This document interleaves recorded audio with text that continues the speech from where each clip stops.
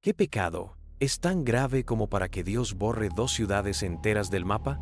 Toda tu vida escuchaste una sola respuesta, una palabra: homosexualidad. Pero, ¿y si te dijera que la Biblia enumera al menos 4 pecados y la homosexualidad ni siquiera es el primero?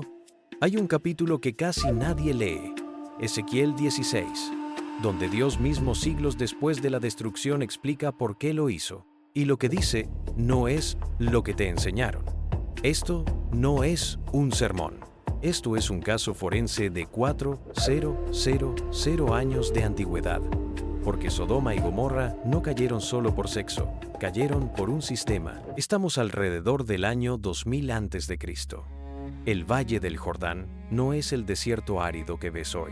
Es una zona fértil, verde, con ciudades prósperas que controlan el comercio entre Mesopotamia y Egipto. En medio de esa ruta comercial hay 5 ciudades. Se llaman las ciudades de la llanura, y 2 de ellas son Sodoma y Gomorra. Abraham, el patriarca, el amigo de Dios, acampa en las colinas cercanas con su tribu. Su sobrino, Lot, eligió mudarse a Sodoma. La Biblia dice que Lot fue poniendo sus tiendas hasta Sodoma, como quien se acerca poco a poco, convenciéndose de que no es tan malo. Pero algo está pasando en esas ciudades, algo tan grave que la Biblia usa una palabra hebrea específica para describirlo: Saaka. Esa palabra no significa pecado sexual, significa clamor, el clamor de las víctimas, el grito de los oprimidos. Dios no baja a investigar porque 2 hombres se aman. Dios baja porque hay un clamor que no lo deja dormir. Y eso cambia todo. Esto es lo que casi nadie te explica del Génesis. Dios no destruye sin avisar, no aniquila sin negociar. En Génesis 18, Dios mismo en forma humana, comiendo pan y carne con Abraham, dice: el clamor contra Sodoma y Gomorra es grande, y su pecado es muy grave. Bajaré a ver si lo que han hecho es tan terrible como el clamor que ha llegado hasta mí. Fíjate en el detalle. Dios no dice: bajaré a ver si tienen sexo. Dice: bajaré a ver si su comportamiento corresponde al clamor de las víctimas. Y entonces Abraham, el mismo hombre que luego intentará sacrificar a su hijo, se planta delante de Dios y negocia como un abogado. ¿Destruirás al justo con el impío? Tal vez haya 50 justos en la ciudad. Si encuentro 50 justos, perdonaré la ciudad. 45. Por 45 no la destruiré. Abraham sigue bajando. 40, 30, 20, 10. ¿Sabes lo más impactante? Dios acepta cada contraoferta. Abraham para en 10. No llega a 1. Y el narrador bíblico te deja con una pregunta colgando. ¿Había al menos 10 justos en Sodoma? Spoiler: no. 2 ángeles llegan a Sodoma al atardecer. Lot está sentado a la puerta de la ciudad. Eso significa que es un hombre importante, un juez, alguien con posición. Los ve y los obliga, casi a rastras, a entrar a su casa. Les prepara pan sin levadura, les lava los pies. Hospitalidad del desierto, el código sagrado del Medio Oriente antiguo.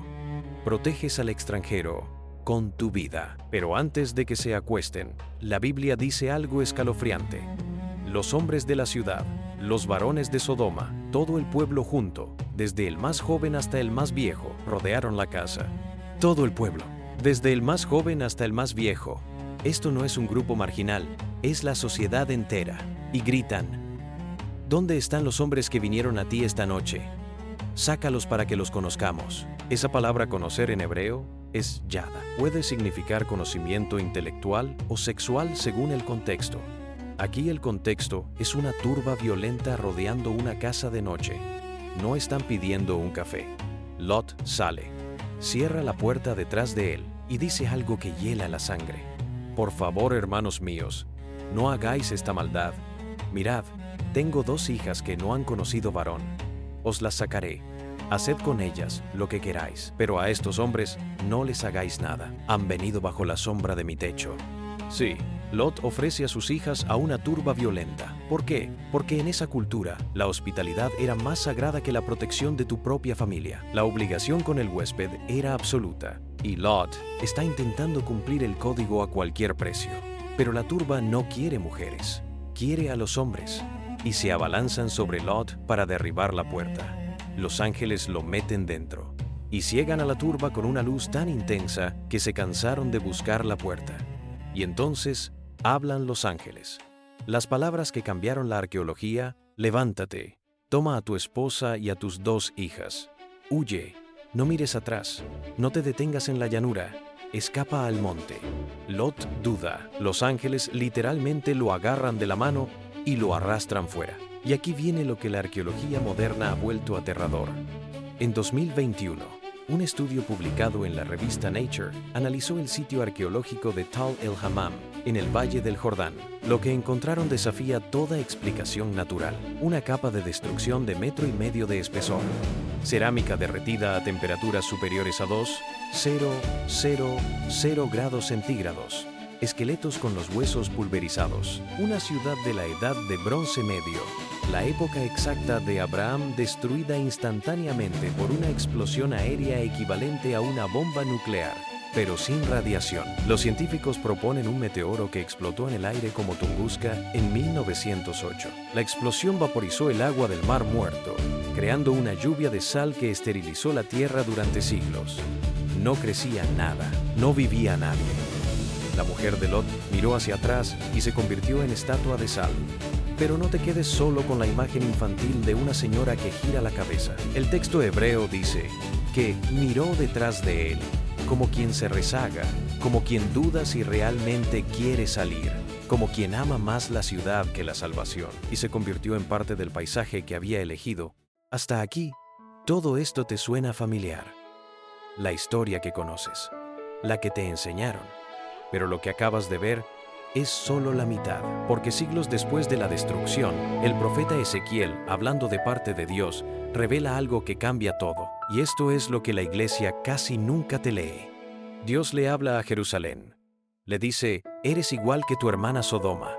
Y entonces enumera textualmente cuál fue el pecado de Sodoma. La lista oficial del Creador del universo. Abre Ezequiel 16, versículo 49. Dios dice: he aquí que esta fue la maldad de Sodoma, tu hermana, soberbia, saciedad de pan y abundancia de ociosidad tuvieron ella y sus hijas, y no fortaleció la mano del afligido y del menesteroso. Soberbia, abundancia, pereza, indiferencia hacia el pobre. Eso es lo primero que Dios menciona. La palabra abominación, que se ha usado para reducir Sodoma a un solo pecado, aparece después. En el versículo 50, el orden importa. Lo que Dios enumera primero importa. Sodoma no era solo una ciudad sexualmente corrupta. Era una ciudad de ricos arrogantes que comían hasta hartarse y miraban hacia otro lado cuando el pobre pedía ayuda.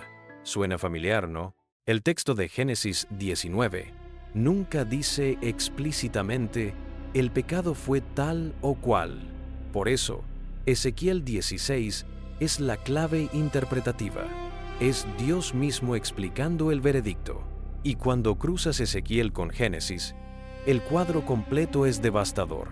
En Génesis 13 leemos que antes de la destrucción, la llanura del Jordán era toda tierra de riego, como el jardín de Jehová, una zona de abundancia extrema. Sodoma era rica, muy rica.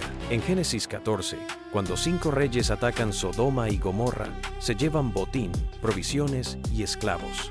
Estas ciudades tenían tanta riqueza que llamaban la atención de imperios vecinos. Pero también hay otra pieza, una que casi nunca se conecta: la hospitalidad. En el mundo antiguo, el código de hospitalidad no era ser amable, era un sistema de supervivencia en el desierto. Negarle agua, comida o protección a un viajero era una sentencia de muerte. En Sodoma, la turba que rodea la casa de Lot no solo quiere violar a los visitantes, quiere hacerlo para demostrar que ellos controlan quién vive y quién muere en su ciudad. La violación no es el fin, es el arma, es la forma de decir: aquí no hay justicia, aquí el fuerte hace lo que quiere. Eso es lo que el texto hebreo llama Za'aka. No es desobediencia ritual. Es el grito de la víctima que no tiene quien la defienda. Ahora suma todo: riqueza extrema más indiferencia hacia el pobre, según Ezequiel. Violencia sistematizada contra el vulnerable, según Génesis 19. Una sociedad entera cómplice, desde el joven hasta el viejo. Génesis 19 contra 4. Una ciudad que responde a la llegada de extraños con violación colectiva. Génesis 19 contra 5. El problema de Sodoma no era que dos hombres se amaran, era que toda una sociedad había decidido que el vulnerable no merecía protección. Y el fuego cayó. La arqueología de Tal el-Hammam muestra que la destrucción fue tan completa que el sitio permaneció deshabitado durante más de 600 años. La tierra quedó maldita. Nadie volvió a construir allí. Y el Mar Muerto, ese lago salado que ves en las fotos, tiene concentraciones de azufre y sales que no se encuentran en ningún otro cuerpo de agua de la región. La lluvia de fuego no es metáfora. Pero la historia no termina con el fuego. Lot y sus hijas escapan. Se esconden en una cueva. Y allí ocurre algo que la Biblia narra sin suavizar, sin censurar. Las hijas de Lot, creyendo que son las últimas personas sobre la tierra porque desde su perspectiva, el mundo entero ha sido destruido, emborrachan a su padre durante 2 noches seguidas y se acuestan con él. De esas 2 noches nacen Moab y Ben-Amí, los antepasados de los moabitas y los amonitas. Sí, 2 naciones enteras, una de las cuales producirá a Ruth, la bisabuela del rey David, y por tanto antepasada de Jesús, nacen de una decisión tomada en el trauma, en el miedo, en la desesperación. ¿Es eso un respaldo moral? No. La Biblia no aprueba lo que hicieron, simplemente lo cuenta, como cuenta todo. Y aquí está la pregunta que esta historia te deja. No. ¿Era Sodoma homosexual o no? La pregunta real es, ¿cuánto nos parecemos a Sodoma sin darnos cuenta? Riqueza, abundancia, comodidad y la certeza de que lo que pasa en la calle no es nuestro problema. Ezequiel no le dijo a Jerusalén, eres como Sodoma porque eres sexualmente corrupto. Le dijo, eres como Sodoma porque eres arrogante, estás harta de pan y no ayudaste al pobre. Mira a tu alrededor, ¿cuántas Sodomas ves? Sodoma y Gomorra no son una advertencia sobre la orientación sexual. Son una advertencia sobre el poder sin compasión, sobre la riqueza sin responsabilidad, sobre cerrar la puerta al que grita afuera. Y si hay algo más aterrador que el fuego del cielo, es descubrir que podemos estar viviendo en Sodoma sin que nadie nos lo diga. Si esta historia te hizo pensar algo que nunca habías considerado, compártela, no para predicar, sino para que más gente lea la Biblia con los ojos abiertos. Y dime en los comentarios, ¿cuál historia bíblica crees que esconde más de lo que la escuela dominical enseñó? El personaje más votado será el próximo video. Nos vemos en el siguiente, porque hay muchas más verdades que nadie te ha contado.